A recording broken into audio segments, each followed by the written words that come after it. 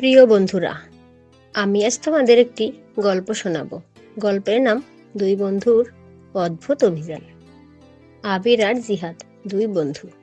তারা দুজনেই খুব আবেগপ্রবণ এবং অভিযান প্রিয়। একদিন তারা ঠিক করলো যে তারা একটা অদ্ভুত অভিযানে যাবে। তারা 10 দিন ধরে কোনো ইন্টারনেট ব্যবহার করবে না। দুজনেই তাদের ফোন বন্ধ করে বেরিয়ে পড়লো গ্রামের দিকে। সেখানে গিয়ে তারা দেখলো যে জীবন কতটা সহজ আর সুন্দর হতে পারে। তারা গ্রামের মানুষের সাথে মিশলো, তাদের গল্প শুনলো এবং নিজেরা গল্প বলল। কিন্তু 5 দিন পর তারা বুঝতে পারলো যে তারা একটা জিনিস ভুলে গেছে, তাদের ফেসবুক আর ইউটিউব অ্যাকাউন্ট। তারা তাড়াতাড়ি ইন্টারনেট খুঁজে বের করে তাদের ফেসবুক আর ইউটিউব চেক করলো। তাদের অভিযানের গল্প শুনে সবাই হাসতে লাগলো।